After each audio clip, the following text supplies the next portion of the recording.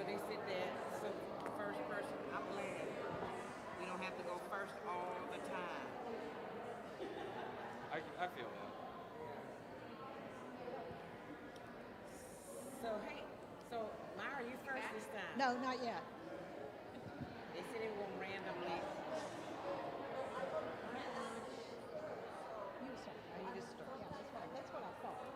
But as I said, I can go. Yeah. Yeah. Wow.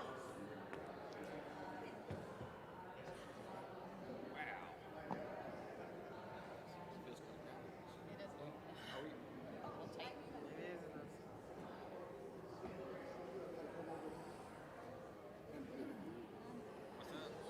What's up? Not too much.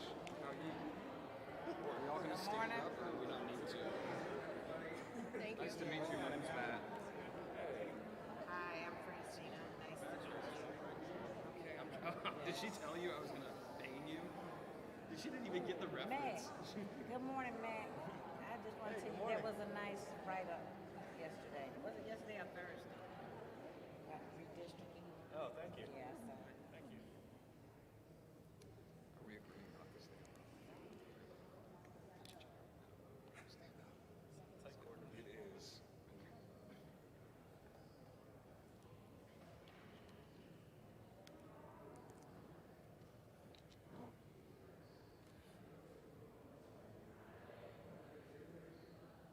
I'm going to run back and tell people it comes down.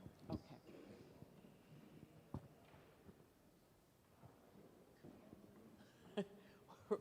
We're waiting for our tech person to get to the desk.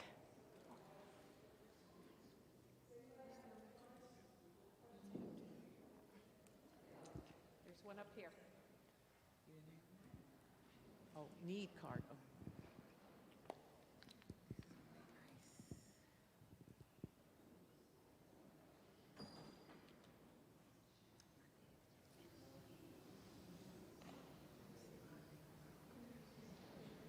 There it is. All right. Just wait till you get there. I had to wait till he gets right up there. Try to get him to fly, but it doesn't quite do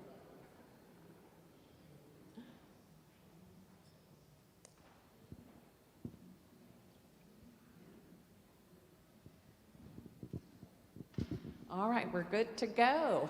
At least I can say good morning. Hello, hello. Well, I'm Jerry Cabot. I'm a member of the League of Women Voters. Welcome. On behalf of the League of Women Voters, thank you for joining us for this candidate forum. As many of you know, I'm sure the League was founded in 1920 by leaders of the women's suffrage movement. For more than a century, the League has been a nonpartisan grassroots organization dedicated to empowering voters, encouraging informed participation in government, and strengthening our democracy. By bringing candidates together in a fair, neutral setting, forums help ensure that voters can compare perspectives and questions and make informed choices in the ballot box. We are pleased to provide this opportunity with SINO for civic engagement and thank all the candidates and the audience for participating in this important process. Good morning. I'm Susan Dunn, and I'm also a member of the League of Women Voters. But I'm in front of you now because I'm a member of Circular Church, and I'm one of the people who participates in Silence is Not an Option, which you've heard referred to as SINO. SINO is the opposite end of the League of Women Voters. We're very disorganized, and we've only been in existence for 13 months. But we came together because we felt a need to be loud and vocal and active in relationship to our democracy. It's a nonpartisan group that has fluid leadership. We don't have a president, we don't have a treasurer. We have people who do what needs to be done to make sure that we can get information before as many people as possible, and can also let people know what actions they can take that will be useful. We will gather, SINO will gather again June 20th right here. We also have a pop-up. We also are behind the pop-up protests, which take place on the second Sunday of every month in various places, very public places around the community. And as I said, I'm also part of Circular Church. Circular is very proud that it has space like this, that it can allow the community to come together and get the information and share the experiences that they need to have in order to be a functioning community that can stand up for the values that all of you bring to this place. We hope many of you will stay for this afternoon when the Republican candidates will be here, and we want to hear what they have to say. A few details about the church. There are 2 additional restrooms right through this doorway. In the archway of the building right next door, they are open. If you parked in the bank parking lot, you have to pay to park there. And there's signs and ways to do that. But if you don't pay, you could get booted. And we really don't want that to be part of your experience. And if you'd turn those cell phones off, because we want to give these people our full attention. Jerry. Oh, toward the end of the questions, Gavin will tell you to pass in your note cards, and we'll pick up the note cards and then sort through them so that we'll get as many of the questions to the candidates as possible. Yes, so let me introduce Gavin Jackson from SCE TV, who is our moderator today. Thank you.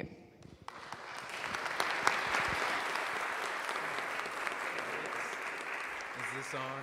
Can you hear me? Okay. Not used to speaking in a church. Amen. Okay. Good. Gonna like demand things. So again, thanks everyone for being here. Thanks for the candidates for being here. Good morning. Like Jerry said, I'm Gavin Jackson, host of This Week in South Carolina and the podcast, The South Carolina Lead. That's on SCE TV and public radio. And I'm your moderator for this Democratic primary forum, sponsored by the League of Women Voters and Charleston area and the Charleston area. And silence is not an option, referred to as SINO, as we said. So a candidate forum is not a debate, but we will have a gubernatorial debate too that you guys can check out on ETV on June 1st and June 3rd. Stay tuned for that. We'll be excited for the governor's race, but this is of course the 1st congressional district. Whatever it is right now, TBD, right? We're still seeing how this shakes out, but we're gonna maintain where we are right now. The League of Women Voters and SINO are nonpartisan organizations, and they have not endorsed any candidate. This is a nonpartisan event. And on June 9th, voters who ask for a Democratic ballot will choose one person they want to send to the general election in November. Again, hopefully it's still June 9th. We're going to see what the legislature does in this special session. TBD on that. Follow South Carolina Public Radio for that coverage, of course. And members of the House of Representatives serve 2-year terms. So with that being said, I'm going to introduce our candidates here. All candidates are running this primary, and they were invited to this forum, and we have several with us today in alphabetical order. We have Francina Dantzler, Matt DeFord, Max Diaz, Matthew Fulmer, Nancy LaCour, and Myra Rivera Vasquez. So thank you guys for being here.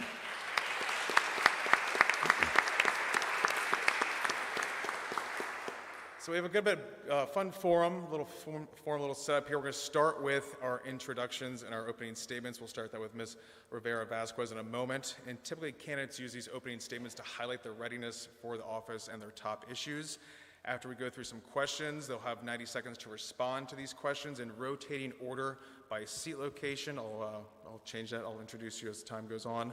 And the first question will be directed toward Mr. DeFord, so look alive out there, Mac. It's coming your way after the opening statements. And then, of course, candidates may have an additional 30 seconds for rebuttals. I'll probably be the deciding factor if I feel like we need to do a rebuttal or not. Usually if someone invokes someone's name or there's a contradicting opinion or something like that, we'll see what we need to do there. But if you wish to make a rebuttal, just raise your hand and we'll get to you after the candidates are done talking. A candidate is allowed 1 rebuttal per question, and again, it'll be at my discretion. And time permitting, we will ask a few questions collected from the audience. So if you are interested, we'll have volunteers going around with cards, and then we'll get those cards from you after the 4th question, and we'll ask those if we have time. Hopefully we will. The questions that we're going to present were written by the League of Women Voters, SINO, and myself. So they'll all be the same for this forum as well as the Republican forum afterwards. And then, of course, at the end, there will be 60 seconds for each candidate for closing statements. And I will not ask any questions that are directed to only one candidate. I'm not going to make you raise your hands or anything like that, so don't worry about that. And of course, to keep the flow of this forum going, we have an official timekeeper with Jerry. She's going to show the candidates that sign We can all read this. What's this top? I think we need to turn that one upside down. So you'll know when to wrap it up there, guys, with your 90 seconds. So that being said, let's start with these opening statements with Ms. Mayra Rivera Vasquez. Thank you. Bueno, buenos días. Good morning. My name is Mayra Rivera Vasquez, and the Low Country needs a fighter, a person that really understands the struggle of the people and fight for them. I'm a mom, a veteran's wife. I spent over 20 years as a public servant and a non-profit advisor. I bring the experience of a BA in economics, a Juris Doctor, and a Master in International Law and Foreign Trade. An experience that allowed me to turn policy into real results for the Low Country. The American dream is not working anymore for the working families. So it's time for a new American dream that raises the minimum wage, that provides universal daycare, that fully fund public schools and expand universal pre-K, that protect the Social Security and transition to Medicare for all, that protect our borders with a real immigration reform, and that defend women's reproductive rights and our constitutional rights. No voter suppression, no more maps, no more greed and corruption in Washington. I'm running to lower the cost of living, to take back the seat, and to make Washington answer to the Low Country. I'm offering to bring a new American dream, so join me and let's build it together. Thank you.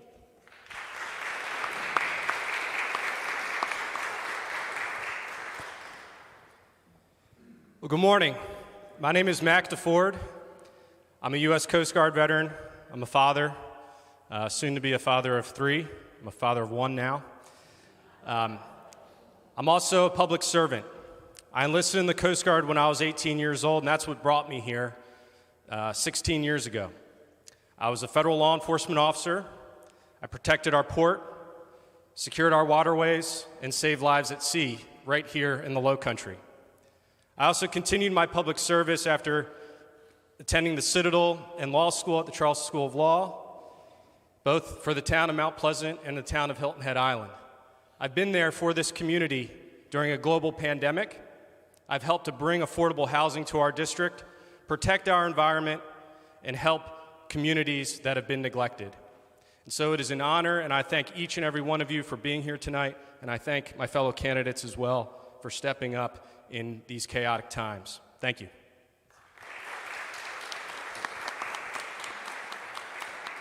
Hello, everyone. Thank you so much for having me here today. My name is Matt Fulmer. I have been working in restaurants for the last 13 years, either taking tables or making drinks. And I actually think this does make me ready for this office because there's not many people like me, like us, that are up there in Congress. I work with people that would rather live out of their car than pay current rent prices. I work with people that are showing up to work after already working another job. I work with people that can see corporations continue to make record-setting profits while they themselves are living under a mountain of debt or have to sacrifice the most important moments of their lives, be it the ability to start a family or the ability to retire. This is the driving force behind my campaign, and I hope that throughout this whole experience here, we're going to talk about how this economy is set up to advance the people that are already farthest ahead, how no political party is going to build political power until that is resolved, and how the American people are going to put us back into power, but they're only going to give us 2 years to really improve their lives. And I hope we talk about today what that improvement is going to look like. Thank you so much, y'all.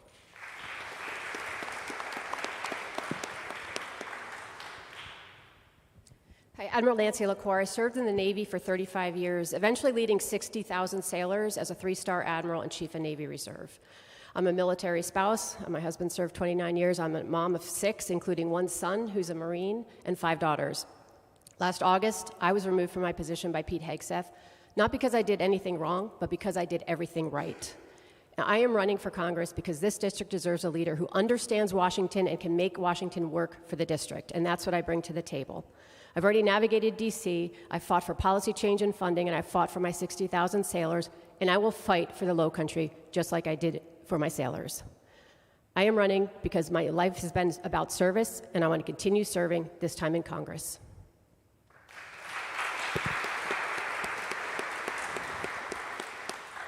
Good morning. I am Francina Dantzler, and I am a native of South Carolina. So I have been here all my life. And as I sat here when people were coming in and my fellow colleagues were talking to everybody, I just reminisced about Charleston. My dad was born in Charleston. And I used to come here a lot when I was a little girl to spend time with his side of the family. And I have to say I'm named after his mother. But the reason I am running, several people asked me that today, and I said, some people pushed me, but I have always been into politics. I have 30 years experience as a school administrator and school counselor. I'm retired now, but I have a lot of experience advocating for parents and students, and I believe my experience as an advocator makes me qualified for this position.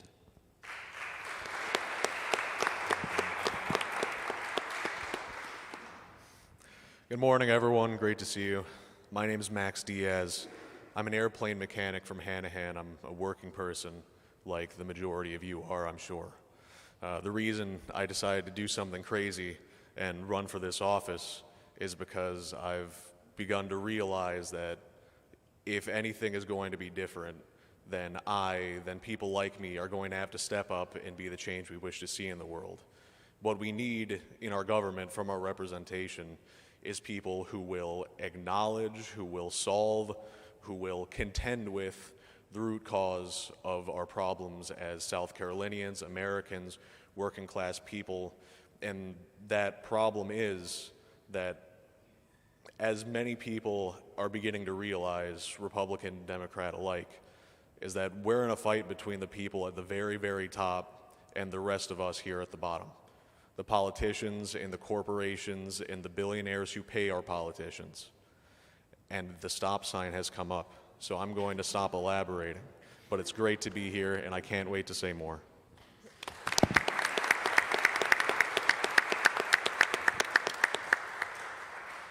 Max made a good point. Everyone's been very good at reading the signs, so Jerry, we're doing a great job already. But now, let's get into the questions, starting with Mac DeFord. Mac, would you support a law that prohibits members of Congress and their immediate families from buying or selling individual stocks and betting in the prediction markets while in office? Yes, I would. That is a form of corruption, and corruption is not always a foreign country gifting a $400 million jet to a sitting president. It's not always the president and his family creating their own cryptocurrency to enrich themselves by billions of dollars, while all of us are being straddled with rising costs and a decline in the quality of life in our communities.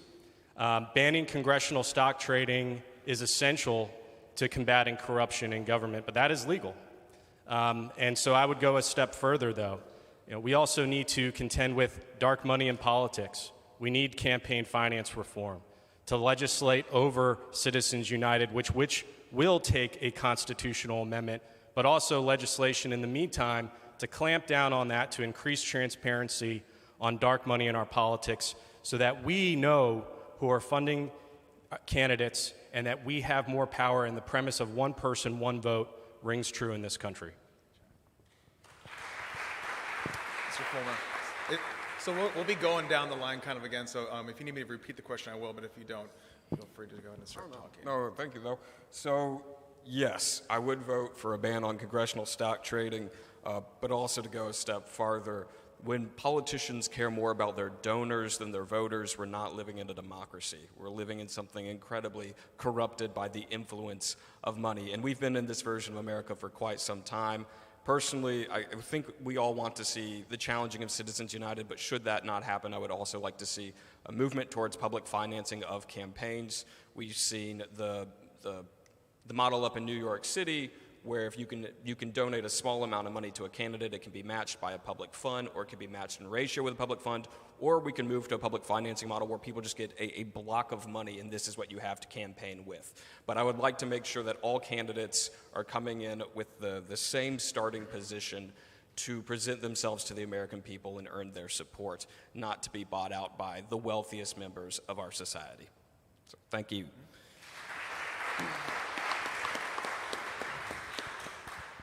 Yes, I would support a ban on congressional stock trading and predictive gambling. In fact, I would take that further. I think everybody in the federal level of our government should be banned from doing this, and their family members. I think it's atrocious that people are making money off the backs of our service members who are being sent into harm's way, and that is happening with the predictive gambling market. I think it's horrible that our Pete Hegseth, one of my friends, is also doing, making decisions and investments based on what he knows, which is going to cost our service members and their families undue stress and chaos. And so, yeah, I would absolutely support banning at the federal level stock trading.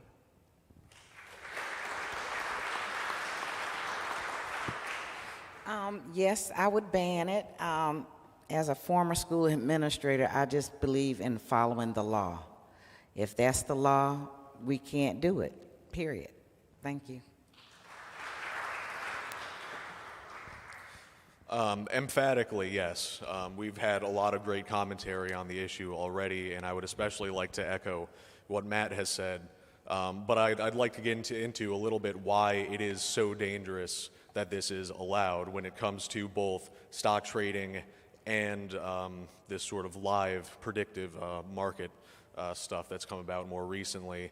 And it's that not only is it an unfair financial and market advantage for the people who are in Congress who have knowledge that none of us are privy to, it also influences their decision making, which is something Nancy touched on a little bit.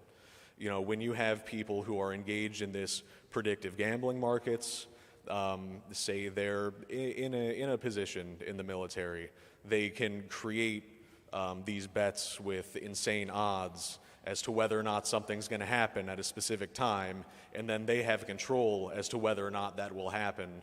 They then manipulate the circumstances, which may put people in harm's way, may harm the American economy and the average American, may harm service members directly, say, in this specific circumstance, and then they make money off of it directly.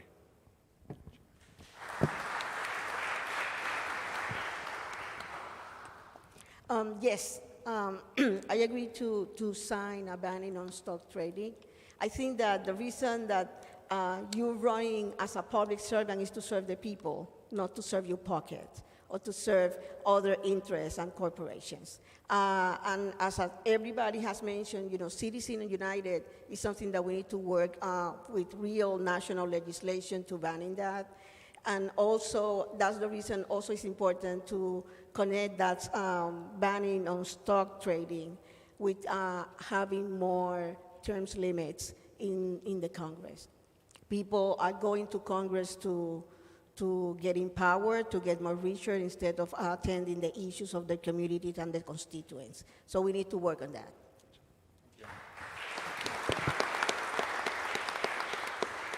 So the second question, we start with Mr. Fulmer, and this one will be, they're all interesting questions, no doubt, but of course the timing of this question will be very interesting. We are experiencing a push for mid-cycle redistricting strictly for partisan purposes in several states, including right here in South Carolina in District 1.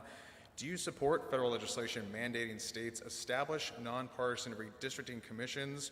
Do you support the outlawing of gerrymandering? And just what are your thoughts on this current push here in South Carolina? Yeah, thank you. So the spirit of banning gerrymandering is correct with the nonpartisan commissions, but I think it's inadequate. So the way it's been suggested before is in like the We the People Act is you would have 5 Democrats on a board, 5 Republicans on a board, 5 independents. We can see an issue there. People can claim to be an independent. You can still have a very biased commission. Additionally, all those people can be owned by the same money. They can all be owned by crypto. They can all be owned by AI. So what I support for banning gerrymandering is just multi-member districts. This can get kind of convoluted if I laid it out, but I like systems that are representative or used around the world. I like something called proportional representation of multi-member districts by using a single transferable vote model. I'm going to spare you all the details because I don't have time, but it's certainly worth a read. And it's basically about making sure that the people who go to Congress are truly representative of the people in the populations of the states. So it's something that cannot be manipulated for partisan advantages. Thanks, y'all.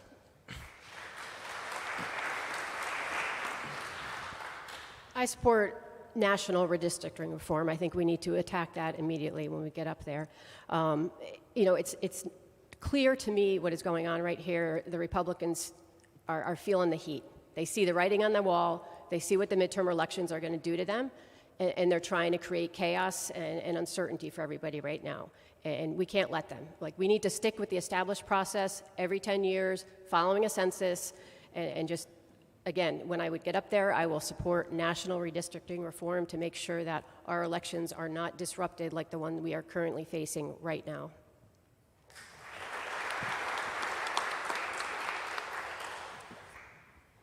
One of our Congress people at the state level mentioned that in South Carolina, we are the most gerrymandered district or state in the nation. That says a lot. And yes, I would ban it.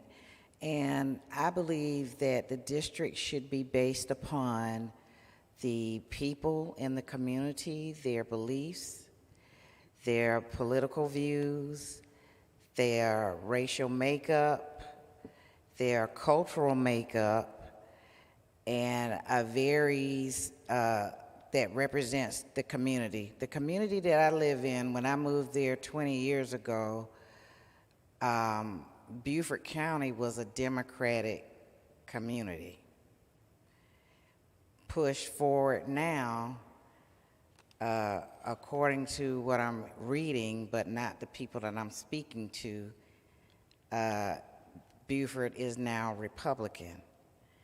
And that is because we added a retirement area for people to move down to live comfortably, and from what I'm reading, that is what changed Beaufort from Democratic to Republican. Over the last 4 years, though, the community that I live in has changed from being strictly Republican to mixed. So I believe that it should be done based on the things that I mentioned earlier.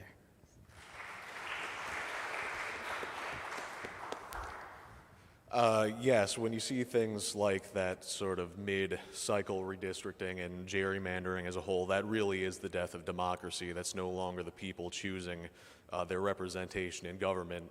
That is political parties manipulating the circumstances to make sure that X amount of their people get into power based on the demographics of the state.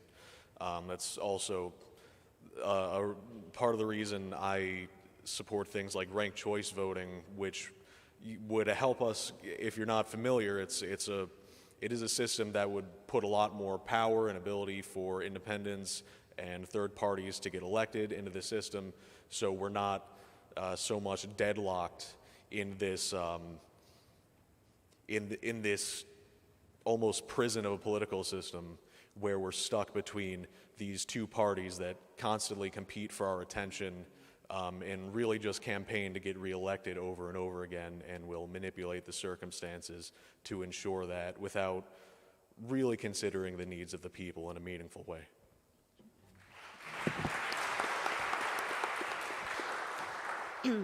The issue of redistricting is that we need to work that it's us, the voters, that choose our elected officials, not the elected officials choose which voters they want. I think that we need to work. The league has been really vocal on the process of different solutions in terms of redistricting and commissions. I think that we need an independent commission that be representative of the people outside of the politicians and elected officials to decide. But also we need to work in Congress with national legislation that we could take back the federal preclearance procedure that was taken out and that's the reason the John Lewis Advancement Act, or also the free to vote to eliminate the voter suppression. And also we need some national legislation to hold accountable the states that use the redistricting to discriminate with minorities and other voters, because again, this is our vote, and we are the ones that have to decide who is going to be our elected officials.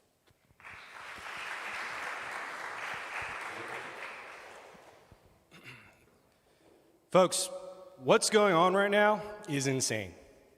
It's insane. We are already in the progress of administering an election in South Carolina. Votes have already been cast.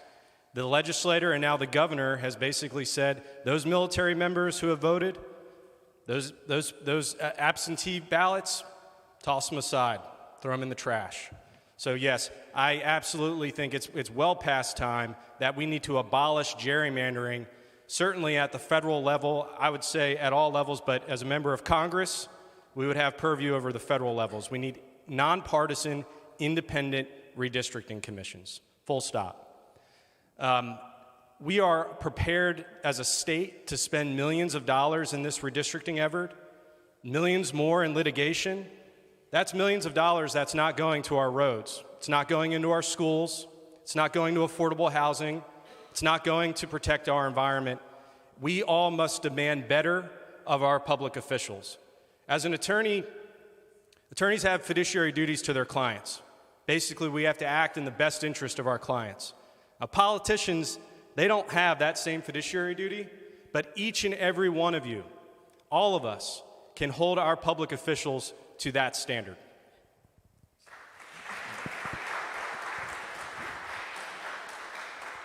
Do we get the whole rebuttal process? Am I going to ice break this thing? What was your rebuttal for? Well, I just want to clarify. When you say independent redistricting commission, what is your idea of the makeup of that?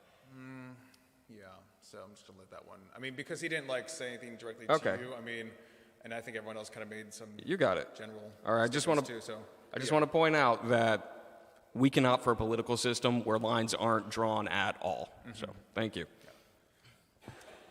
The next question we start off with Ms. LaCour. We're interested in learning more about why you're running for Congress, especially at a time when Congress is struggling.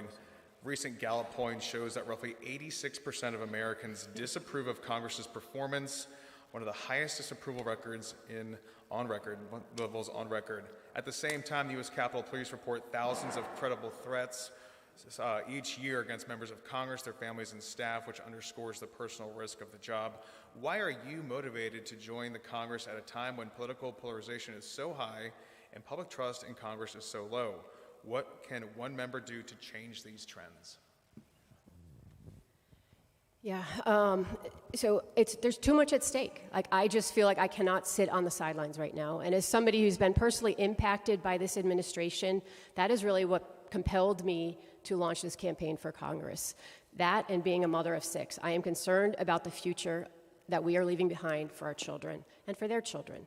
And so, is it dangerous and risky? Yes, that's what I've done for my entire life. 35 years in the military. I'm not afraid of that. And I think as my military background, being very nonpartisan and mission-focused, is exactly what we need in Congress. The most effective Congress we had was when it was about 65% military veterans, and we can get back there. There's a lot of veterans running across this country right now, and we can make it right.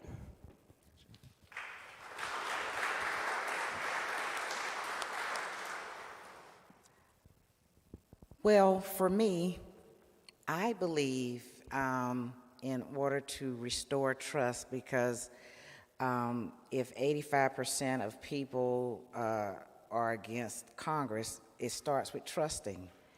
They don't trust the decisions that they're making. They don't believe things that they say. Either the congressperson didn't honor a commitment. So as a school administrator and a former school counselor, I believe it's important to establish a good, solid rapport and relationship with the constituents in District 1. And I believe in honoring commitments that I've made. I believe in telling the truth. I believe in not beholding to one person unless it's God, because I'm a Christian. And I just believe that in the school system is a reflection of the community. And even though I'm retired, I have had experiences with difficult parents, difficult community people, especially difficult students. And I was always, and I'm going to say this, probably 1% of the time I couldn't handle it without somebody else handling it. It all took me sitting down, talking with them, listening to their point of view, and giving honest feedback. And I believe that's what's missing in society today. People don't talk to each other. They don't trust each other. If you're different, I don't want to listen to you. But in a favorite book that I like to read, it says, may I say it? Okay. It says, be careful how you treat strangers because you may be entertaining angels. So even though people may be strangers, doesn't mean they don't have something good for you. And I found that in education because I worked in like 4 different districts. I went there not knowing anybody and being loved. Thank you. Thanks, guys.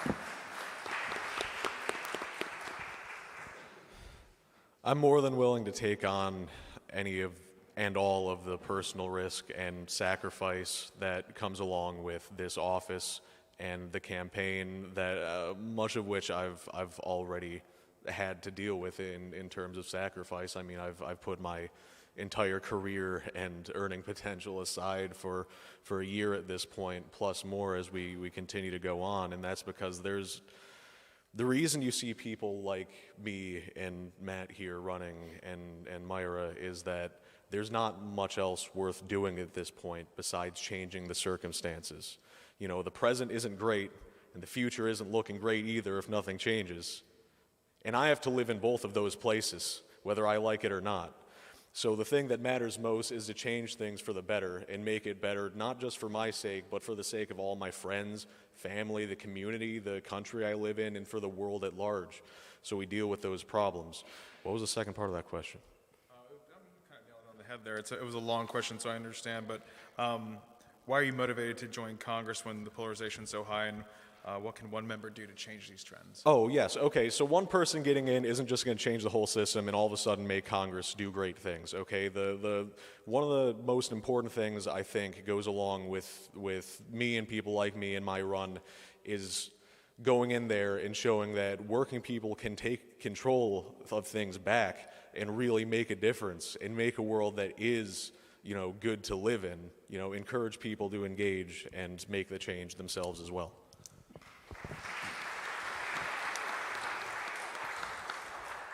I think that the trust of the people has been down and the polarization because we have a Congress right now that abdicated the role to lead and to do oversight and to protect our voting rights and our rights. And that's one of the main reasons I'm running. Because I'm coming from a low-income family. I'm a mom, a veteran's wife, but also a parent of a nonverbal autistic young adult. So I have lived the struggles that many families face. And people are looking for a representative that truly listen and understand those struggles, that they see in Congress people like them, that are fighters, that they know what they have to do, that they're working on the community, and that's what I've been doing for all my life as a community activist, working on towns and cities, working with nonprofits, and we need to build that trust again. And I think having different people that are really workers, that are really understand the issues of the community, that could bring solutions, real solutions. People are looking for that Congress, and I think that's one of the main reasons, and we could stop that polarization, having Democrats in Congress.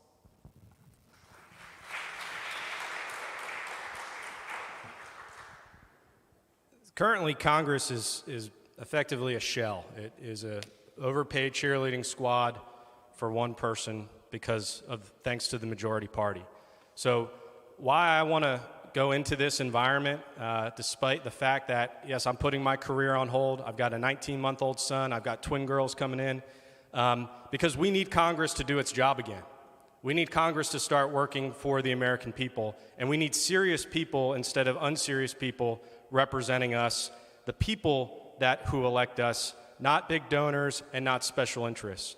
I've been engaged in public service in some capacity for almost, really since I was 18 years old. And what spurred me to get into this initially was having been in local government. You know, I had to go and sue FEMA because our federal delegation didn't want to pay the town of Hilton Head millions of dollars for critical beach renourishment funds that is critical to protecting our coastline, that saves communities inland even from storms that come ashore. So we must elect people who can work at all levels of government with all levels. And just one of 435 members, I understand that's just one voice in that body, but what you can do in your district, how you work with the local government, how you work with the state government to deliver results for affordable housing, for protecting our waterways. I mean, that is critical, and that has been my work for almost 16 years here in the Lowcountry.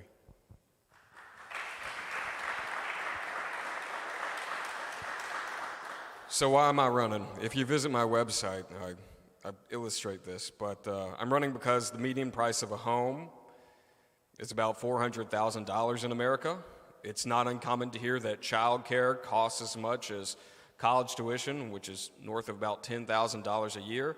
And the absolute worst statistic I have heard throughout this whole campaign is about 42% of American cancer patients go broke within 2 years of their diagnosis. I'm running because I really want to help illustrate how wealth inequality becomes opportunity inequality. How this system is not set up to trickle down, it is set up for the wealthiest people to buy up what everyone else would like to own to build their own wealth. And that's how you get a young couple that is being outbid on a home by a private equity firm. It's how you get utility prices going up for everybody to service corporate creations like data centers. It's how the world's richest man can spend hundreds of millions of dollars to elect candidates of his choice when we can't get a senator on the phone. We've created this American aristocracy, a moment where a very small portion of our population has an unacceptable amount of power over the prices we pay, over the candidates we elect, and over the laws that we follow. And the most important thing here today is not one person. The ideas matter more than any of us. When you share an idea with someone else, it lives beyond you and has the chance to create a message, which has the chance to create a movement. And it is a movement that's going to take the impossible and turn it into reality. I'm just one part of this, so are all of you. Thanks for being here, y'all. So at this point, I'm going to go say if you have any questions written down on your cards, we're going to send some volunteers around. If you want to hold them up, we'll come around and grab them for you right at this time, and then we'll get to those later. We're trucking along pretty good, so it's great. Everyone's keeping with the timing there, too. So this next question, question number 4, starts with Ms. Dantzler. Do you believe that the War Powers Resolution of 1973 is constitutional? Do you believe it is an effective limit on presidential authority to deploy U.S. armed forces without congressional approval? Please explain your reasoning. Well, again, I'm going to go back to my administrative experience. Whatever the law says, that's what we have to follow. And for whatever reason, if our current president did not follow it, then like I always tell students and parents that I work with, you always have a consequence if you're not following the law. So in my opinion, yes, we have to follow the law. And for the, you said 1970? 1973 War Powers Resolution. Should it be honored? Is it constitutional? Yes. Yes. If Congress hasn't voted for it to change at this point, we still have to follow it, and we have to honor it as if it was just signed yesterday. Thank you. No. The fact of the matter is the Constitution gives the legislative branch, it gives, the House and Senate powers to wage and decide matters of war, as it should be. Something like that should only be decided by a large deliberative body, not an individual figurehead. And it's been used and abused not just since, but even before it came into place by sort of this executive branch power creep that's happened since the founding of the country. I could say we should remove, ultimately, because removing this isn't going to fix the fact that even before it came into place, presidents would kind of ignore, essentially, the spirit of the Constitution in this matter. We need to hold the executive branch accountable at all levels when it comes to ordering strikes and unilaterally deciding that we will go to war.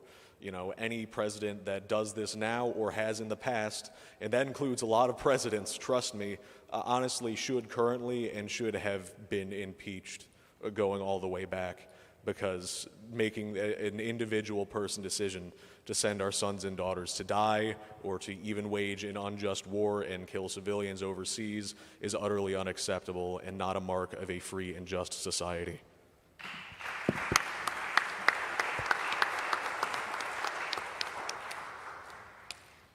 No, I think that that's in an equal balance of power in the Constitution with the three branches. That's one of the most important power that have the Congress to oversight those type of decisions. We are right now in a war that we never asked, a war that was followed by an executive branch, followed the instruction for another country, and we don't know how it's going to end.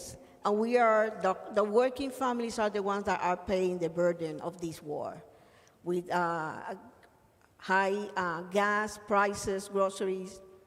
And that's something that, again, we have a Congress that abdicated the role. They're just only acting on behalf of one person and without thinking on the consequences that having for the families here, for our service members. That's already we having people that died and are hurt, and we don't know how we're going to be ending this war.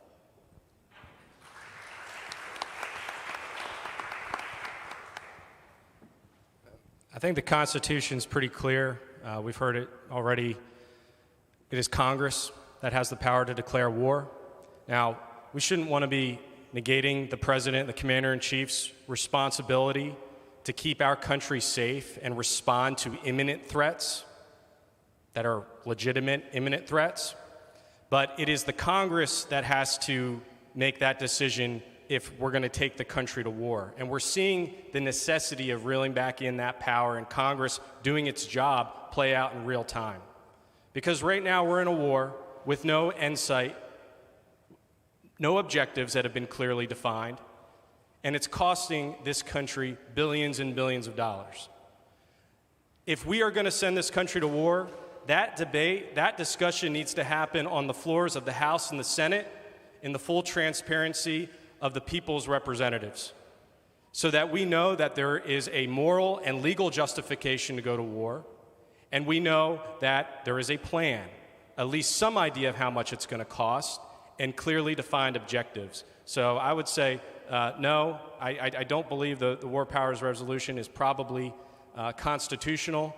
At the end of the day, that gets interpreted by the Supreme Court should they take that up.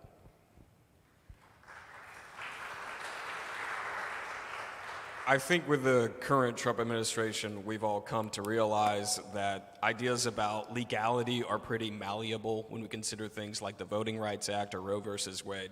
So I certainly agree with the sentiment that Congress was given the power to wage war, but I don't want to reiterate what other people have said. I'm going to take this a step farther. Why are we in this war right now? And the answer is China is becoming a peer competitor to the United States. It's becoming an industrial power. We're a country that makes money. They're a country that makes stuff. They are a threat to us. And what empires do in America in this situation is they spread to control natural resources, trade routes, and the geography to defend both of those. We've seen this in Venezuela. We've seen this sort of with Greenland, and now we've seen this with Iran. The future of America cannot be imperialism. It has to be doing what's working for other nations around this world, which is reinvesting here back at home in education, in infrastructure, in research and development for new technologies. Thank you. All right. Yeah, I support that Congress is the authority to drag the United States into war. It is clear by the war that we're in right now in Iran, a war of choice that has now become a war of necessity because of the Strait of Hormuz being closed. We cannot get out of this situation. I believe that if Congress was the one to make the decision to start this war and to go into this conflict, we would have had a strategy, we would have had an end state, we would have had an exit strategy, and we would have a clear picture of what the resource requirements were for this. And I mean by money and munitions. So we are putting our country at risk for a future conflict because we got into this war of choice, and I fully believe that Congress is the one who should be making the decisions on our country going into war.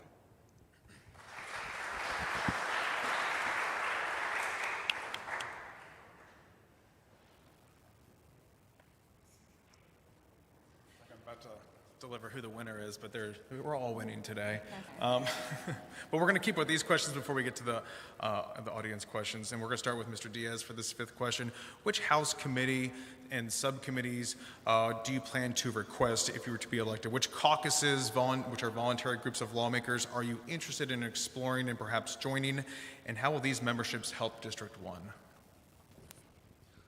1? Specifically, I'd like to be on either the ethics committee or actually I'm really interested in the agriculture committee because it's in the future and American politics and business only think a quarter ahead, we have a really large upcoming problem, and this is where I shoehorn in the things that we never talk about that I care a lot about. We have a really big problem with soil degradation in our agricultural industry. Not only in the Great Plains where so much of our agriculture is, but elsewhere as well. And there's really nothing being done to solve that problem aside from pump more and more nitrates into the soil and further deplete and diminish the soil quality. It's something we're going to have to contend with within my lifetime. The fact that we may only have a certain number of good harvests left. And we really need to invest in new, better methods of agriculture that will sustain us for a long period of time. The Netherlands actually have more or less solved this problem. Despite being a tiny little country in Europe, they're the third, sometimes second, depending on the year, largest exporter of food products on the planet. And they do much of their farming indoors, year-round. They use a fraction of the water, a fraction of the power. They get like 3 times the crop yield, and we should be investing in doing things like that look towards the future.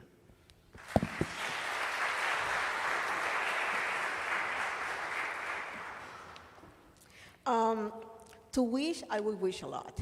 But I choosing 3 important committees. I'm offering to build a new American dream that will be based on fairness, opportunities, and dignity. So I'm going to be like to be on the Committee of Education and Workforce. I think that we need to provide more funds and improve fully funded public schools and provide more access to having to pay better to our teachers. But also on the workforce, we need to provide helping, taking out the right to work, approve the PRO Act so we could have our laborers and our workforce have some justice on that. And the other committee will be natural resources, then, because we love our low country way of life. We need to protect our coasts, our marshes. We need to get out of short drilling and data centers that are doing in protected land. And the other committee, for me, the most important is energy and commerce, because that's the one that works with healthcare, with broadband, so we could work in a real fair healthcare system, transitioning to Medicare for all.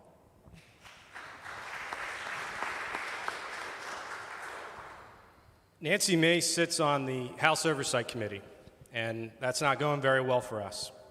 The first, the number one mission of the next Congress, the 120th Congress, when it is sworn in, is to put this administration in check and every administration thereafter, to be a co-equal branch of government. House Oversight Committee will be leading that charge. I want Nancy Mace's seat on that committee.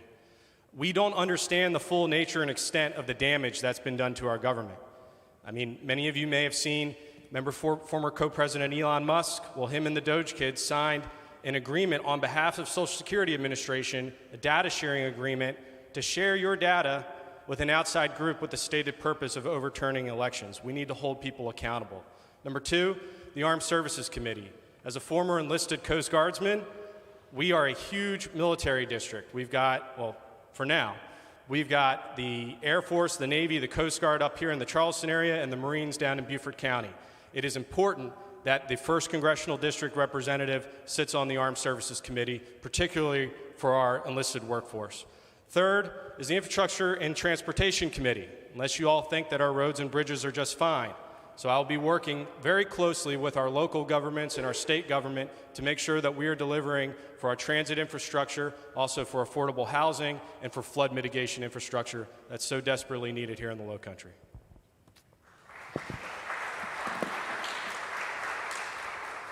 Every time this question is proposed, I kind of giggle because they're not going to put me where I want to go. So I would like to do stuff like Ways and Means, because I would like to talk about taxes. Right now we have an issue in America with the buy, borrow, die strategy. The wealthiest people in America don't get rich off W-2s. They own assets, the assets appreciate in value, and they use them as collateral to get more money that they can buy more stuff. And they wind up raising the prices overall for everyone else. It's much harder to get into the stock market now. It's much harder for someone who's making $14 an hour to buy a house in modern America. So I would like to go deep into tax reforms, exploring things like putting a tax or a fee on borrowing itself so we at least get some amount of money that is circumventing the intention of a capital gains tax in America, doing things like putting taxes on financial transactions like stock trades, considering Joe Biden's approach to tax unrealized capital gains. There's so much money out there in America. We have a $30 trillion economy. Our GDP is about $30 trillion every year. Our tax receipts are about $5. That means there's $25 trillion out there we can do stuff with. America's not bankrupt. The issue is the issue is not that we don't have money. It's the people with the money keep paying our government to not come get it. And I just want to illustrate wealth inequality real quick. So 1 million seconds is 11.5 days. 1 billion seconds is 31.7 years. 1 trillion seconds is 31,700 years. So, hope that sinks in. 1 million seconds, 11.5 days. 1 trillion seconds, 31,700 years. Thank you.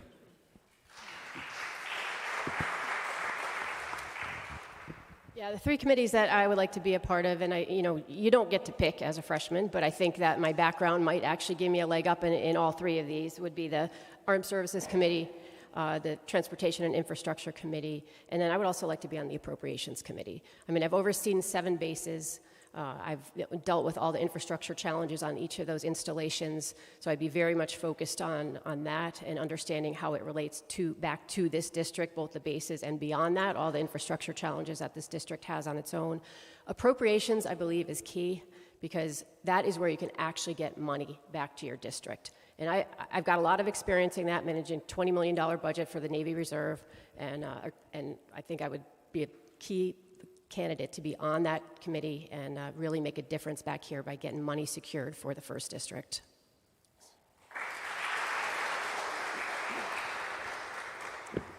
Okay, the top 3, I actually have 4, but the first one would be immigration, and I say that because I know in District 1 we do have a high number of people who are crossing the border and people who actually live here who are legal. So I would want to be able to help those people, just like I would want to help me, my family, your family, any person. And that's one reason my campaign is People First. Also, health care. I believe that health care is too expensive. And I'm not sure if you are feeling it like I am, But for health care, we all pay a premium, and I believe that premium is just telling people we have health insurance. We need to be able to use that premium to pay for our doctor's visits, also our prescriptions, as well as our, I got 30 seconds, okay. Prescriptions and doctor's visits and lab fees. And my third one would be housing. Since we have a lot of visitors and people moving here, we are going to need the housing appropriate to accommodate them. So I think housing for District 1 is very important. Thank you.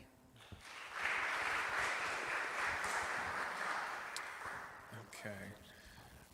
Get some more questions. All right, so this is from Ms. Rivera Vasquez. The federal budget and agency staffing cuts have impacted South Carolina in critical areas, including coastal and emergency management, healthcare and insurance access, research funding, wetlands protection, and Medicaid and SNAP benefits. How do you view the impacts on constituents, and should these reductions be reversed or maintained in your opinion? How do you view the impacts of these cuts on constituents, and should these reductions be reversed or maintained in your opinion? Definitely we need to reverse all that decision. I think that the first thing that we should do on Congress is to take the current budget that Donald Trump presented for next year and rewrite it. Because he's putting money on areas that we don't need. We already are suffering, paying a lot on premiums in healthcare. We're already suffering that our children doesn't have lunches and breakfast in schools. We already know that SNAP, that not only impact children, also impact veterans and seniors in housing. I think that we need to put the money where it's really needed, and it's in terms of health care, in terms of our services. Our veterans have been suffering for the lack of services because of the lack of money. I don't think that we need to take all that money that they put on ICE to be a military police for the president. We need to put that money where it's really supposed to go: healthcare, housing, and services to the real people and the working families.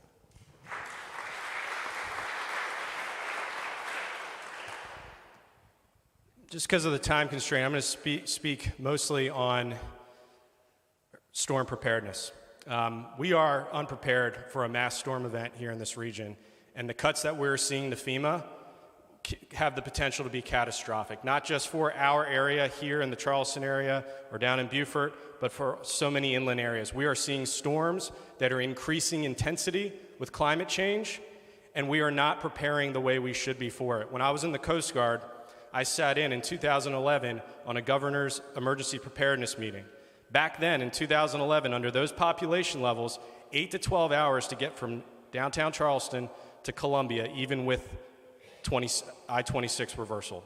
I guarantee you that number has increased, and the planning has not gotten much better for how we're going to move people around in a mass evacuation. These cuts that we're seeing to FEMA, we are coming up on hurricane season. It is a serious problem, and this government, this administration, is not doing anything to address it. On the issue, though, on the overall cuts, we are seeing a decline in services, which is decreasing the quality of life in our community, our state, and our country, all while we are driving up the deficit. We are not making any headway on addressing the federal debt. This administration is spending money like it just grows on trees, and that is not going to be sustainable for the future of our country.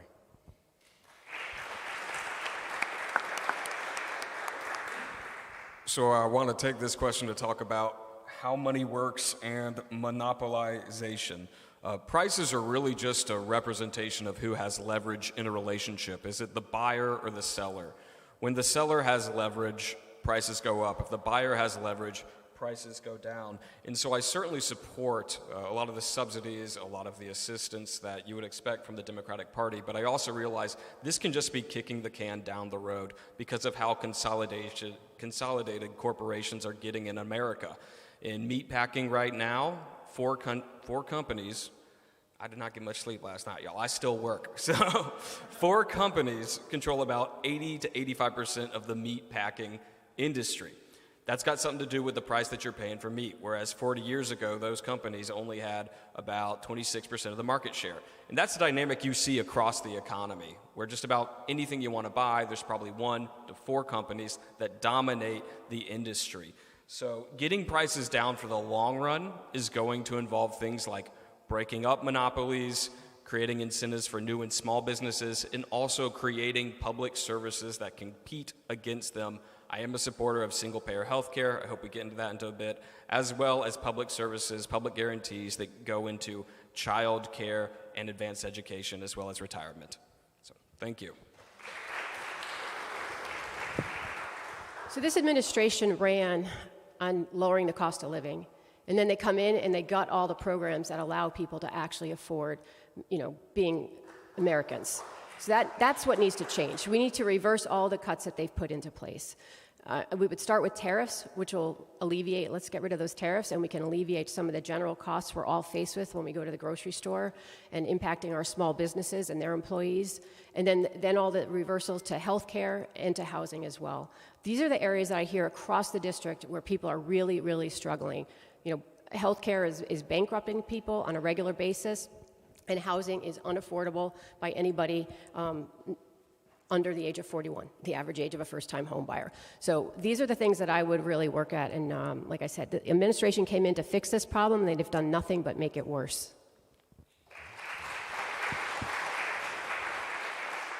And I'm going to ask you to repeat the question. Sure. Make sure that I answer every part. Yeah, definitely. We're talking about the federal budget cuts and agency staffing cuts that have impacted the state, especially when it comes to coastal and emergency management, healthcare and insurance access, research funding, wetlands protection, and Medicaid and SNAP benefits. So what would you do?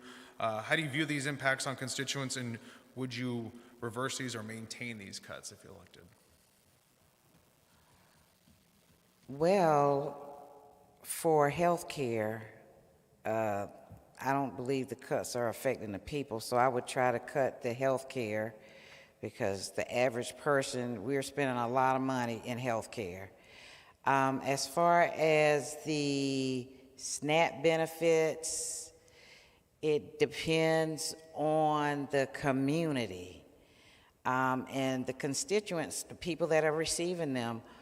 Are they able to work and get less SNAP?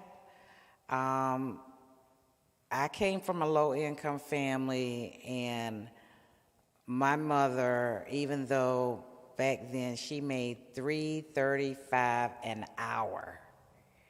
My dad, he was a minister, he worked part-time, and we may have been on food stamps at one point in our lives, but I do remember my mom not really wanting to be on them because she said we could work, and so I'm so happy that I was taught to be independent and work and do what I need to do.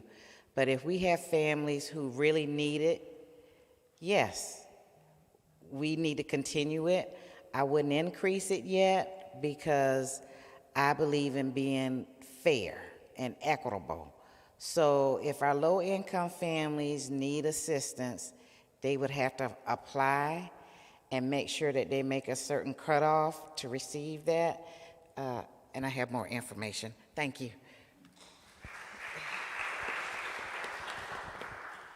Yes, I would say we should reverse them. Both people and our public services are hurting because of it.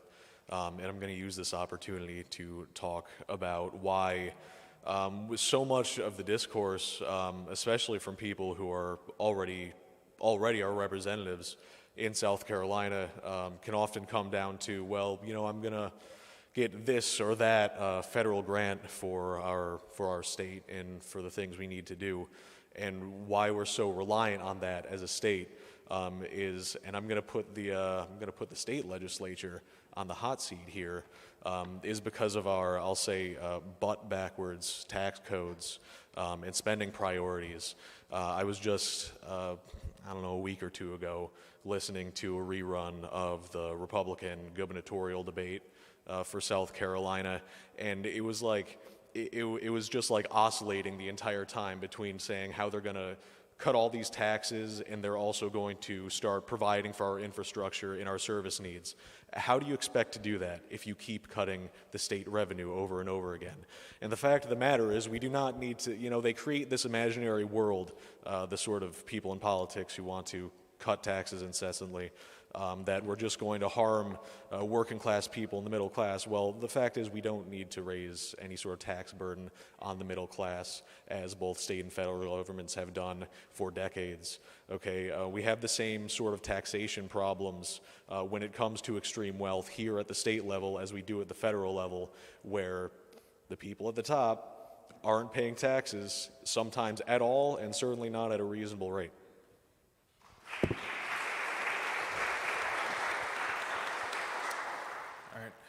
It's about 11:45. We're going to keep going, and we have 3 more questions from what we have prepared, and then hopefully we'll get on to some of these other questions from folks. I might sub some in, so if you hear your question, you can smile with pride. But we've also kind of, some people have asked similar questions to what we've been talking about too, so if I don't get to that, maybe you've already heard it now that we've got these. But I'm going to start with question 7 to Mac DeFord. The U.S. government debt is now over $31 trillion, larger than our entire economy. What are your recommendations to address the debt? First, it starts with undoing Trump's tax cuts. Trump gave tax cuts to people who I would imagine, don't benefit anyone in this room. They benefit billionaires. They benefit big corporations. They do not benefit you and me. They do not benefit the working families and individuals of our district. At the same time, because of that revenue loss, Donald Trump thought that tariffs would be a good idea. But we already know that a tariff-based revenue system does not work. That's why we instituted the income tax in 1913. Republicans tried that again in 1930 with Smoot-Hawley. That also did not work. It made the Great Depression worse. So we also need to take back control of the tariff. That goes back to Congress reasserting its role as a co-equal branch of government. That's under Congress's purview, not the president. And lastly, this out-of-control spending. I mean, if we are going to be serious about addressing the federal deficit, addressing the debt, I mean, we have a Department of Defense that has never passed an audit. I'm full support of our military and making sure that we have the strongest military in the world, but we need to demand accountability from the Department of Defense to make sure that we are not just handing them a blank check. And yes, I also support rewriting our tax code.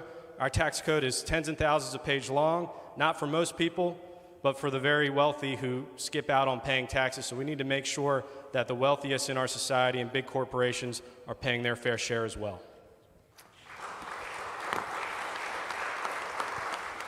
So I love the slogan, tax wealth, not work, as most of the money in this country is made passively, not actively. That's where our taxes should shift. I got into this a little bit earlier, but we can also do things like, oh, darn it, I just forgot what I didn't go over before.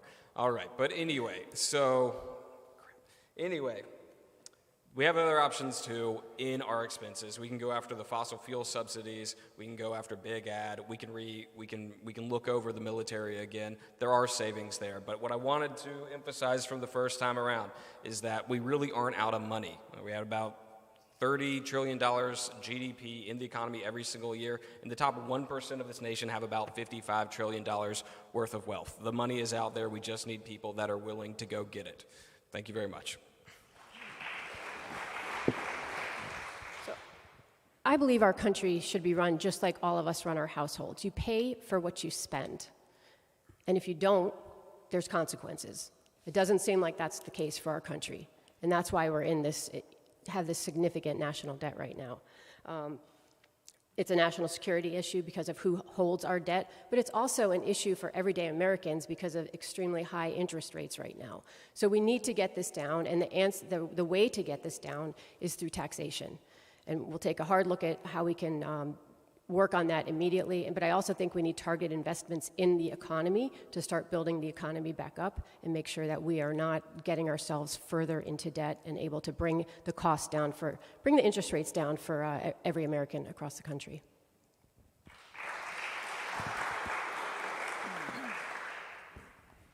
$31 trillion, that's a lot of money. Wow.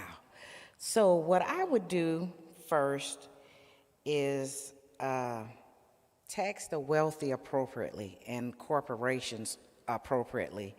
We have a lot of corporations in South Carolina and this nation who don't pay taxes at all.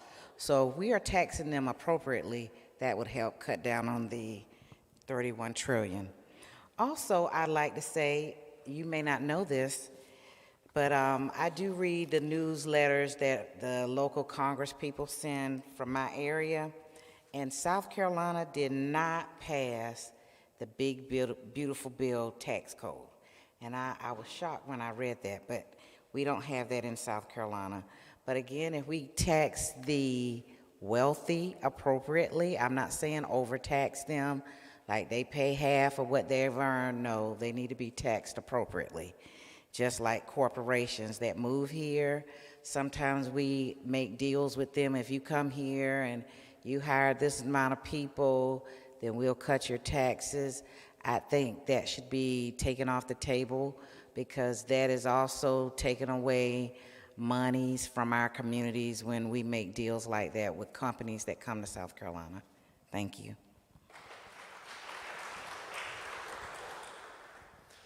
First, I want to say getting the budget balance is far, far, far from impossible. There are actually already plans and budget proposals. There's one really good from, if you've heard of him, he's a congressman from California. His name is Ro Khanna. He has a budgetary proposal put together that actually gives us a small surplus without cutting any of the important public goods and services that working people like us rely on. Now, much of that includes, and just the general strategy we have to take when it comes to addressing this problem, is we need to tax the people and corporations, the entities that hold nearly all of the power and money and assets in the economy. You know, they need to recontribute to the society that made them rich in the first place. Otherwise, the system doesn't really hold together very well, does it? And also, we've had some comment on this already, in that corporate subsidies, subsidizing massive corporations, legacy corporations, corporations that are not growing and forward-looking into the future like the fossil fuel industry and making us return on investment and whatnot, is a huge drag and waste of money on our economy, as well as pouring unlimited amounts of money into the military-industrial complex every single year. When it comes to, you know, public and private corporation relationships, you know, the money to be made there is one of the most perverse relationships in all of the, you know, places where the private and public sector intersects.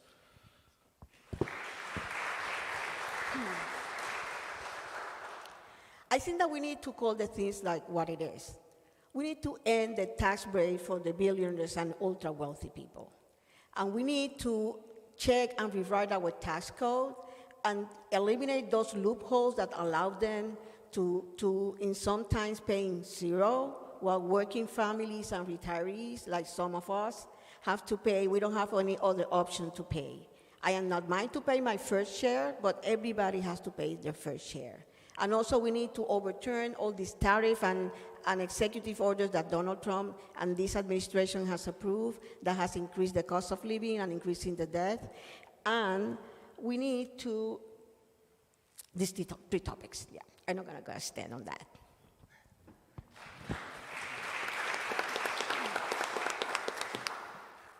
And just so everyone kind of knows, we're going to go to about like 12:10 or so before we get to closing statements, just a little gauge here. And Mr. Fulmer, this 8th question goes to you. According to the South Carolina Independent Voter Project, about a third of South Carolina voters identify as independent. Other surveys show the same trend, and that a majority of Americans give both parties negative ratings. How are you attracting independents and folks who identify with the other major party to your candidacy? Yeah, so there's an independent, there's a Republican out there right now that's paying over half their income in rent. There's an independent, there's a Republican out there right now who loves their kid, and when their kid gets sick, they have to think real hard about whether or not to take it to the doctor. So I think the unifying experience for all Americans is this economic anxiety. We're looking at a future where most of us realize we're going to have to work harder to have less, even while people that already have so much get so much more. So I think that is the heartbeat of every campaign from here on out. That's why you're going to get sick of the word affordability.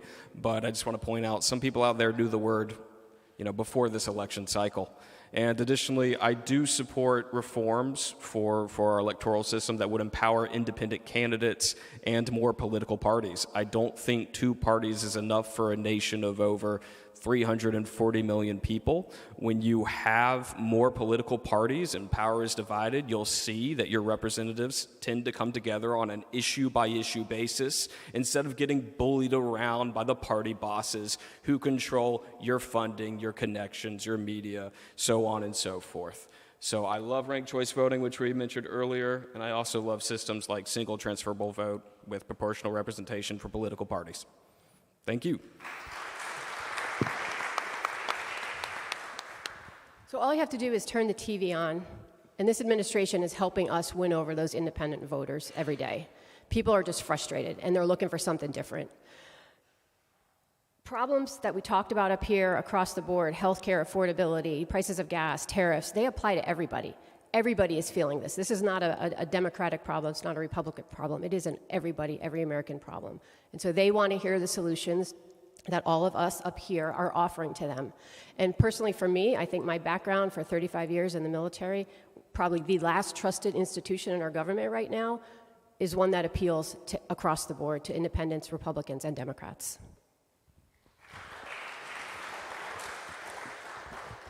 So I'm going to always go back to my education and school counseling background. In order to get people to follow you, they have to first trust you. They have to believe that you are on their side. It doesn't matter if you're a Republican. It doesn't matter if you're a Democrat. It doesn't matter if you're independent. You are your own witness. So if I see my sister, her name is Cheryl, if I see her treating somebody a certain way and she's older than me and I respect her, then guess what? I'm going to do the same thing. So if I was selected as the congresswoman for this district, you would see a person that was treating everyone, and I mean everyone, with dignity and respect. And whatever your concerns are that you want to see happen, they become my concerns as well. So my campaign is people first, and I truly mean people first because I believe that that's the heartbeat of changing anybody's mind from wanting to be a Republican to a Democrat. And they may not want to change their minds from being a Republican, but because it's you that's leading them, they may decide, hey, I'm going to vote Democrat this year. Thank you.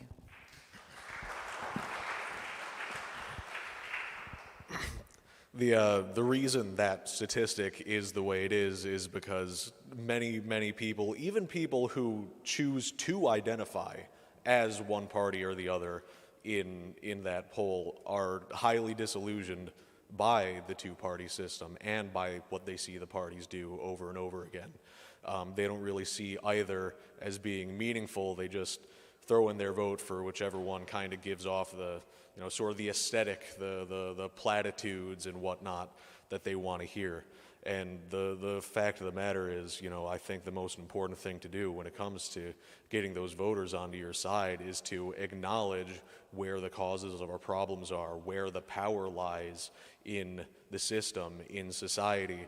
I'm not going to be the sort of person, which the fact that I'm on a Democratic panel kind of gives that away, but I'm not going to be the sort of person to blame immigrants for, depressed wages. I'm going to say, don't you think that's the fault of large employers who will do anything to pay their employees as little as possible so they can profit off of the difference? Where does the power lie? People are very people are really able to understand that. They can acknowledge that. And when they've had decades of politicians that won't, they become disillusioned and they don't really care for either party. You know, both parties have their establishments, and it's really time to break from that.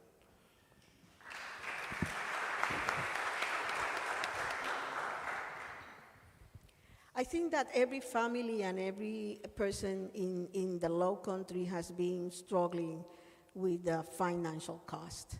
And the situation that we have with the cost of living didn't choose if you're a Democrat, a Republican, or an independent. It's attacking all of us.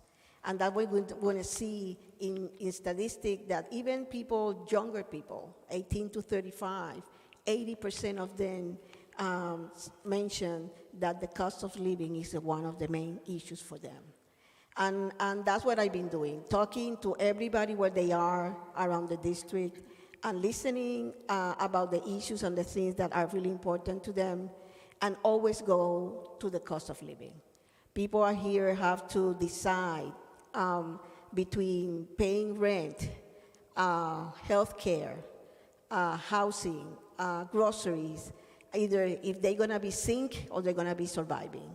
So I know we're having a good number of independents here, but I think that they're looking for people that have real solutions, that when they look at them, they see the candidate, that they're gonna be fight for them and find better solutions to the quality of life.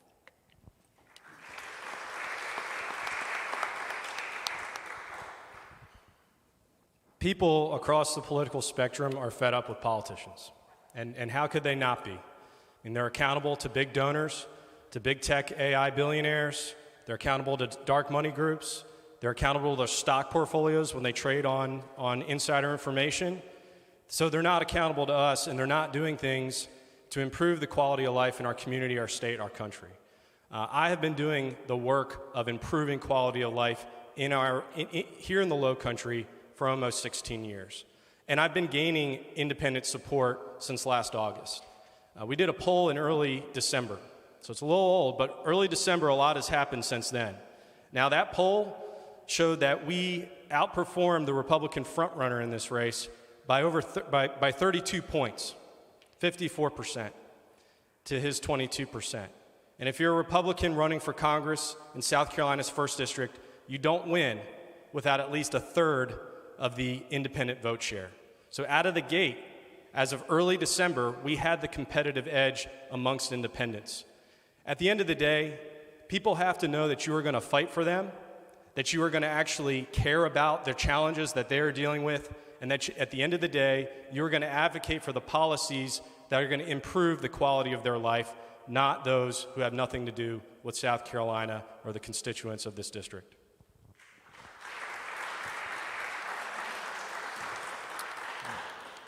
I'm going to substitute one of the questions that we have already pre-written, and I'll do the same thing for the Republicans too, just to keep it fair, of course. So this next question goes to Ms. LaCour. Reproductive rights and contraception are high up on a girl and women's hierarchy of needs. What is your position on abortion? I'm 100% pro-choice. I believe everybody in this country deserves the right to make their own choices. Doesn't matter what your gender is, and it doesn't matter what your zip code is. I'm proud to be endorsed by Emily's List, which is a pro-choice organization, widely respected, and I was excited to get that endorsement on launch day. I'm the mother of 5 daughters, and I would hear it if I was doing anything to take away from their reproductive freedoms.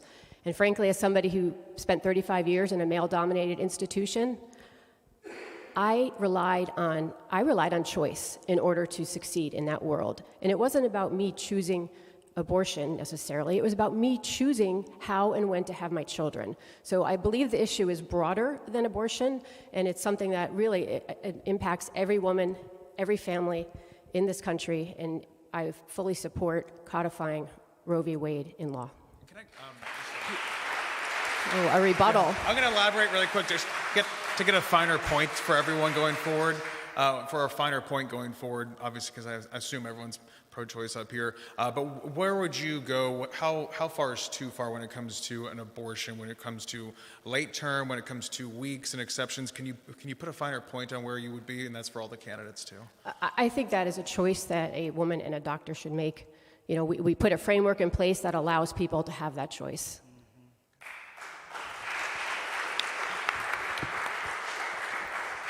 Yeah, I believe that as well. I do believe women should have the choice to make that decision, but determining based on the trimester and that sort of thing, again, that's the person and the doctor's responsibility, not legislators, because some of them are not, most of them aren't doctors. They didn't go to college for medicine. So I think that's inappropriate for them to make those kinds of decisions. And it's something that's very personal as well. Thank you.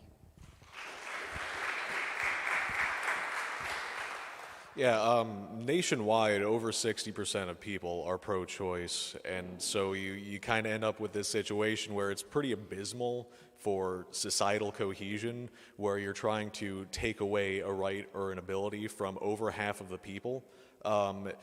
You create a very toxic political atmosphere where absolutely no one has wants anything to do with each other. Also, we sort of see the creep that has occurred in this, pro-life, pro-choice argument, where certain political forces have not just stopped at abortion; they've started going after birth control and IVF, et cetera, and it's because the point is control, and it's not necessarily just this sort of idea of, they hate women, want to control women's bodies. It is much deeper and more broadly speaking than that. When you have a population of desperate people, of a large desperate workforce, you have your nice cheap labor and you get to stay on top. That's what the sort of people making these decisions want. They want you poor and having lots of children so that you can make more nice, little, desperate, loyal employees for them and their company's future.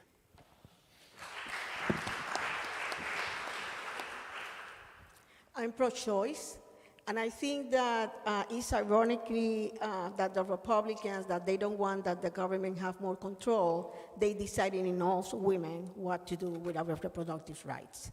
And I think that we need to work on a national legislation in terms of put back the requirements of Roe v. Wade. So there's not going to be a decision based on a court, so that we could have, again, our way to decide. It's just only my decision, even with my faith.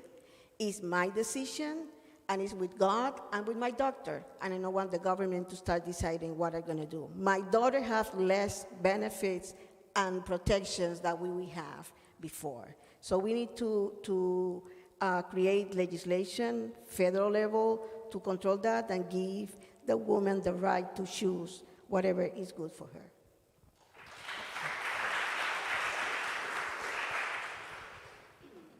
I am unequivocally pro-choice. I've never wavered or been unclear about my position in that.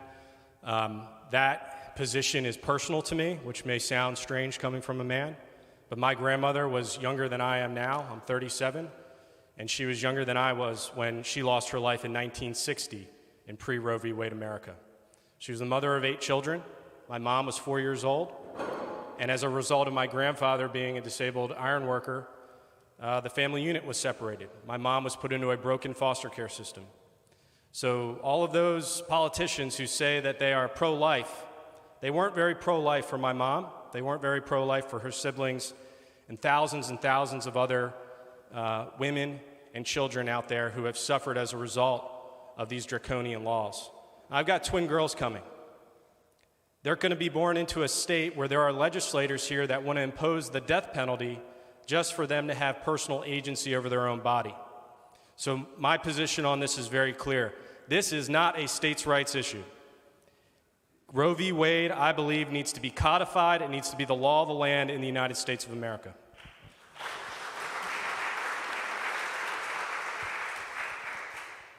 Women should have the freedom to navigate their own pregnancies. I also support codifying Roe versus Wade. But to get right back to you on this topic of late term, I mean, we all recognize the way we would feel if we heard of a child being terminated a week out from an intended pregnancy. But with modern technology, we can perform an operation that protects both the mom and the viability of the unborn child.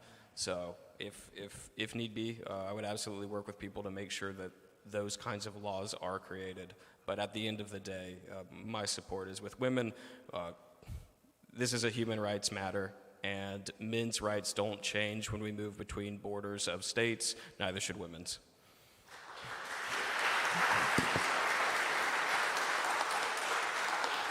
Okay, I think we'll make this our last question before we do our closing statements. And we'll start with Ms. Densler on this one.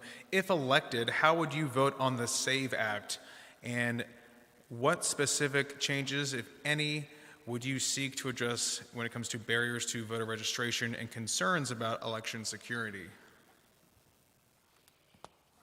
Okay, you know, my first time I did a forum, I made the mistake of saying that With the microphone.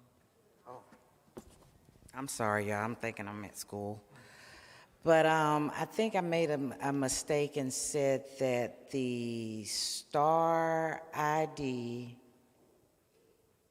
would allow people to vote. And I think with the SAVE, it does not, in South Carolina at least. So I'm not for SAVE. We already have procedures and rules in place for how South Carolinians and Americans are supposed to vote. And we don't need anything else to make it cumbersome for people to want to vote. Sometimes we have a difficult time getting people to vote, and we don't need to add any other layers that's going to make someone say, well, that's okay, I'm not going.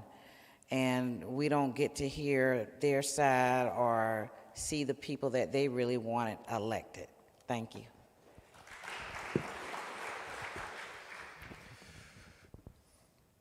Yeah, so this whole voter ID conversation is definitely one of those issues that's kind of drummed up to agitate and divide and frustrate people and get them focusing away from their own interests in the political conversation. Because the fact of the matter is, if you want to register to vote, if you want to actually get in to cast your vote, you need to have your government-issued ID anywhere you go.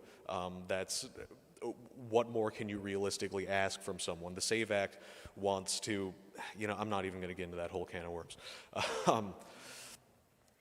The fact of the matter is the United States, and especially, certain political forces within the United States have much more of a history of trying to unnecessarily restrict the ability of people to vote so that they can control who the voter base is, usually people who are more privileged, let's say, people who are more financially stable and whatnot.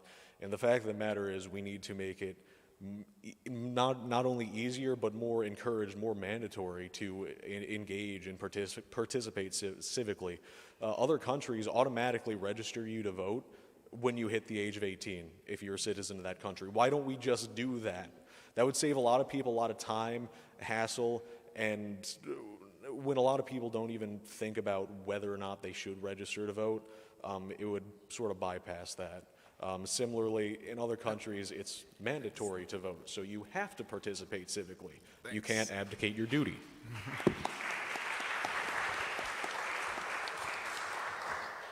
Well, the SAFE Act is another law that is impact more women than everybody.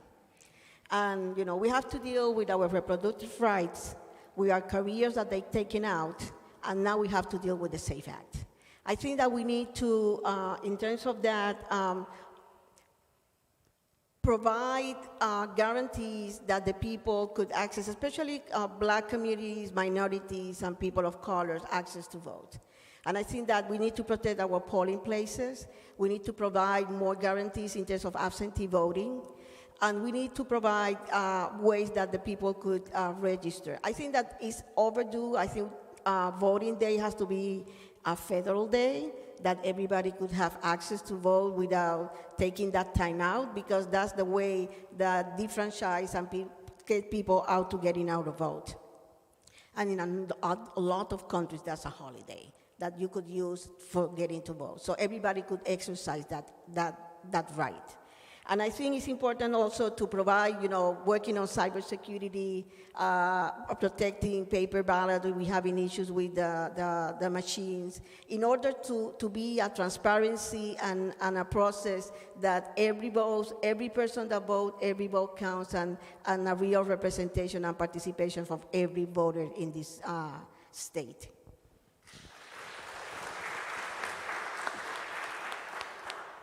Voting is one of the most sacred responsibilities of citizenship.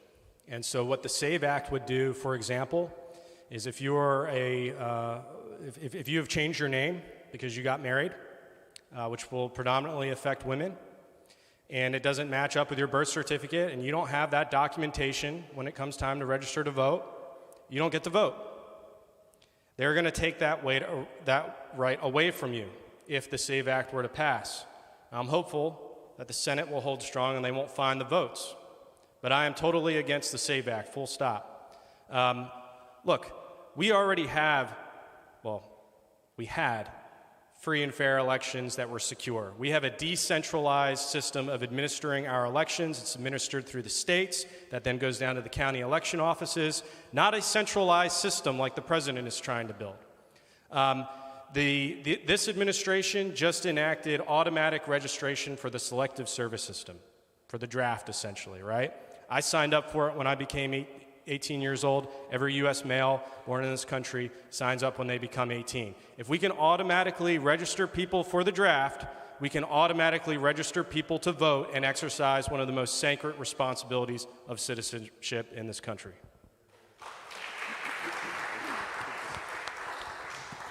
So the SAVE Act is basically just a poll tax. Most people aren't going to be able to vote without forking over money either to reissue a birth certificate or to buy a passport. A lot of people are struggling in this nation. They're just not going to take that financial cut. They're just going to avoid voting. So I would tell the Republican Party that if they want to make it a law that we need photo IDs to vote, they have to give us the photo IDs for free. And there are other nations out there where in order to vote you have to show a photo ID, but it is government issued and you don't have to pay for it. So currently I do not support the SAVE Act. Thank you.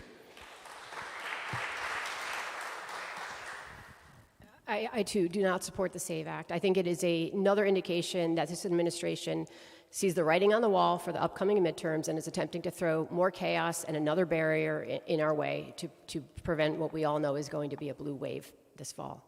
And it disenfranchises many groups that we've already heard about, we heard about women and other groups as well, but military too will be, this will be very difficult for military service members who live overseas to vote, who have to come back and show their ID to actually re-register. So I am not opposed to an ID for voting, and I think Matt just hit on a great way of doing that, and I would love to see that. But the SAVE Act, I do not support. All right, so we're going to start with our closing statements right now. Each candidate will have 60 seconds for a closing statement, and we're going to start in reverse order of the opening statement. So, Mr. Diaz, please give us your closing statement. You have 60 seconds. Yes, at the end of the day, when we look at all of our problems as working people, as Americans, it comes down to the fact that there is money in it, and there are people who do not want good things to be there for the American people because they can profit off of it, right? The reason we don't invest in green energy and aren't, at least not at the scale that we should, and aren't doing what we must to prevent our planet from falling apart is because there's money in it. Fossil fuel companies want their subsidies. The reason we don't guarantee health care to everyone in this country, despite the fact that we have more than the resources to do it, it's actually cheaper to do that than the alternative for the American people, is because there's money in profiting off of people suffering. And ultimately, the reason why we don't have a functional democracy, why all of our politicians and parties are bought off and used use to make laws in the favor of billionaires and corporations is because they want to make more money. We need to bring power back into the hands of working people so that our institutions work for everyone and for our future.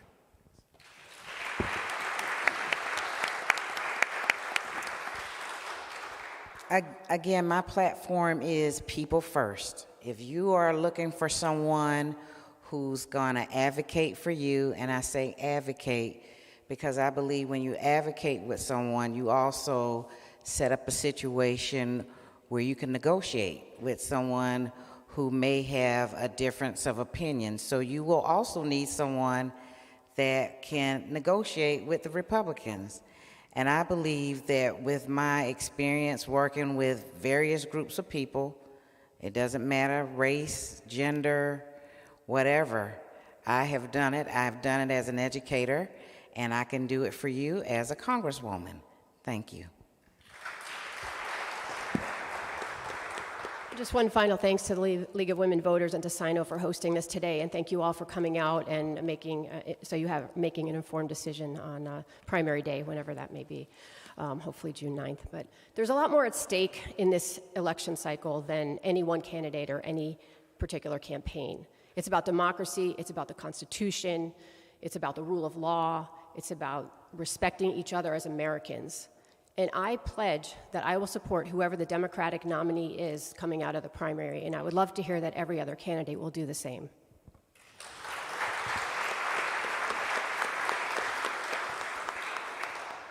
Right now, people in places like Germany or Finland are going to college for under $500 a semester.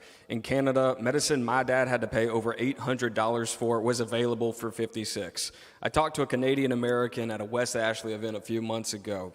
He injured his neck twice, once in each country. In America, the operations are over $100,000. In Canada, it was completely free, including the physical therapy.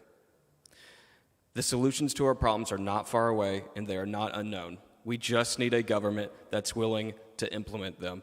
Thank you so much, y'all, for being here today. I hope you take more time to explore me and my campaign. I'm sorry for all the brain farts today. There's one more important thing to tell you, how much I care about this race. I've lived out of my car since August because I'm not going to pay $20,000 for a studio apartment and sacrifice this much work. It is really difficult for working class people to build any power in this country because the system is designed against us. It doesn't matter if you vote for me this year or next year. I just want y'all to understand that there is an amazing movement of amazing people like me, and we hope to build a relationship with y'all moving forward. Thank you so much.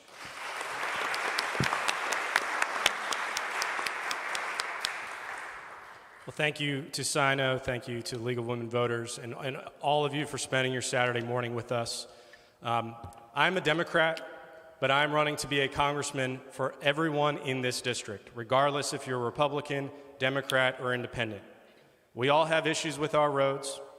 We all have concerns about our environment. We all want to see our public schools succeed, and we all want to see the trajectory of our country go in a much better direction. I pledge to you that I will do everything I can to win this seat. And regardless if you vote for me or not, I will be accessible to you, just as I am now. I will be, if I am not in Washington, I will be in this district holding town halls, meeting with constituents, and working with the state and local governments to make sure that our communities, all communities in this district, not just some, all communities are getting the resources they need. So the most important thing, though, is to not give up hope, stay in this fight. We don't know what the lines are going to look like, but regardless, I will be running in the 1st Congressional District. Thank you. Thank you, the League and SINO, for inviting us. The Low Country deserves a fighter.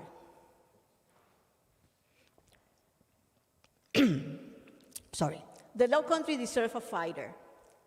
And I'm not running for power.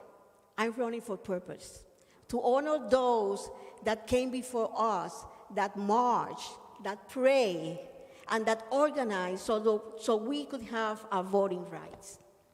I'm honored those that opened the door to democracy, so today I could stand here as a Latina running for Congress and be your next representative. My campaign is not about politics. It's about the people. It's to build a new American dream that every South Carolinian could dream big and live with dignity. So if you believe that every family deserves a first shot, if you believe that every children deserves a future, if you believe that the Low Country deserves a representative with a strong voice in Washington, join me. Let's build this new American dream that works for all of us. Muchas gracias. Que Dios los bendiga.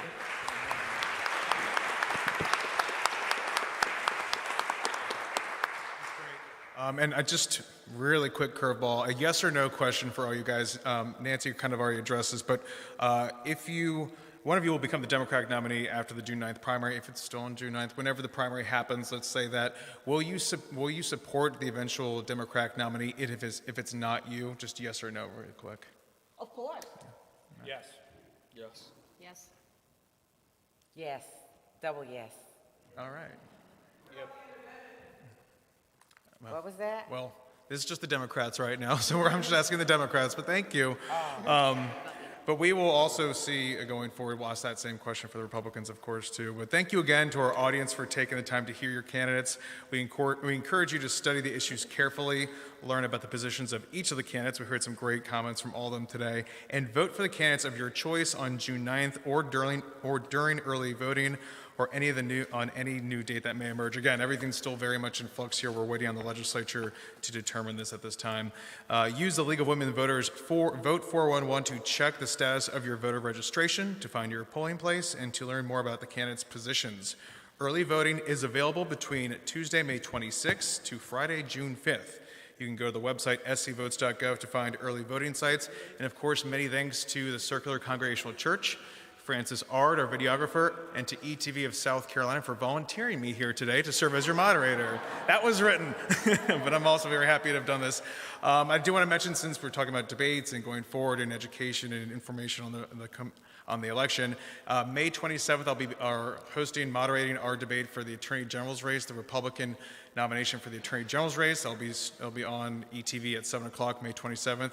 We'll have the June 1st Republican gubernatorial primary debate. That'll be 7 o'clock, June 1st. And then, of course, the Democratic gubernatorial debate for the primary will be June 3rd. So you can see that on SCE TV across the state, on South Carolina Public Radio, and online as well. So a lot to check out there. But let's give a round of applause for our candidates here. Thank you, guys.